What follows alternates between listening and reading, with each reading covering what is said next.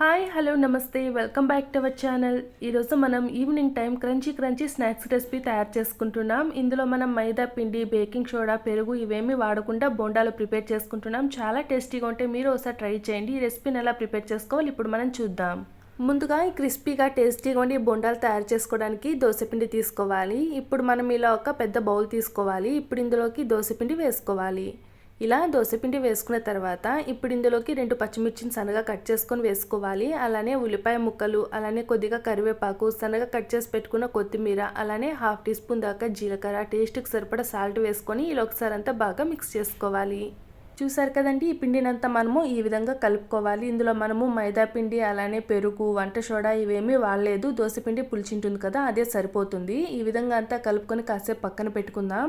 ఇప్పుడు బోండాలు తయారు చేసుకోవడానికి స్టవ్ ఆన్ చేసుకొని ఇలా ఒక పెనంలోకి డీప్ ఫ్రై సరిపడినంత ఆయిల్ వేసుకోవాలి. ఇలా ఈ ఆయిల్ బాగా హీట్ ఎక్కిన తర్వాత ఇప్పుడు ఇందులోకి మనం కలిపి పెట్టుకుని ఈ పిండితో ఇలా మనము చిన్న బోండాల్లాగా ఆయిల్లోకి వేసుకోవాలి. ఇలా ఈ బోండాలు ఒకవైపు కాలిన తర్వాత ఇంకోవైపుకి ఇలా టర్న్ చేసుకుంటూ ఇలా 2 వైపులా మంచి కలర్ వచ్చేదాకా ఫ్రై చేసుకోవాలి. చూసారు కదా, ఈ విధంగా అన్నిటిని ఫ్రై చేసుకుంటే సరిపోతుంది. ఇలా ఫ్రై చేసి పెట్టుకుని బోండాలన్నింటినీ ఇలా ఒక ప్లేట్లోకి తీసుకొని పక్కన పెట్టుకుందాం. ఇదే విధంగా మిగిలిన పిండితో కూడా మనము ఇలా బోండాలు వేసుకోవాలి.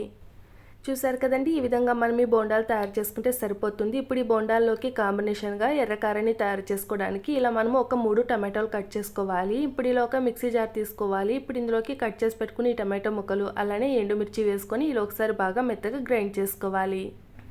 చూసారు కదా, ఈ విధంగా అంతా గ్రైండ్ చేసుకున్న తర్వాత ఇప్పుడు ఇందులోకి ఒక ఉల్లిపాయ కట్ చేసుకొని వేసుకోవాలి. అలానే పొట్టు తీసి ఒలిచిపెట్టుకున్న వెల్లుల్లిపాయలు 4, అలానే ఒక చిన్న సైజు అల్లం ముక్క, అలానే టేస్ట్కి సరిపడా సాల్ట్ వేసుకొని ఇలా ఒకసారి అంతా బాగా మెత్తగా గ్రైండ్ చేసుకొని పక్కన పెట్టుకోవాలి. ఇప్పుడు స్టవ్ ఆన్ చేసుకొని ఇలా ఒక పెనం పెట్టుకొని కొద్దిగా ఆయిల్ వేసుకోవాలి.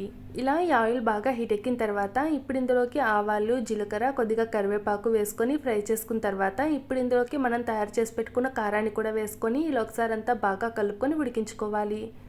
ఇలా ఈ కారం బోండాల్లోకే కాదు, దోశ, ఇడ్లీలో కూడా చాలా టేస్టీగా ఉంటుంది. చాలా సింపుల్గా కూడా తయారు చేసుకోవచ్చు.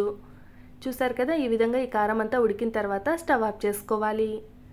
ఇలా ఈ విధంగా మనం ఈ కారాన్ని తయారు చేసుకొని బోండాల్లోకి కాంబినేషన్గా తినేయచ్చు. చూసారు కదండి, చాలా సింపుల్గా టేస్టీగా ఉండే బోండాలు మనం తయారు చేసుకున్నాం. చాలా బాగుంటాయి. మీరు ఒకసారి ట్రై చేయండి. ఎలా వచ్చిందో కామెంట్ చేయండి. అలానే మీరు నా ఛానల్ని ఫస్ట్ టైం చూస్తున్నట్లయితే ప్లీజ్ సబ్స్క్రైబ్ చేసుకోండి. అలానే లైక్ చేయండి.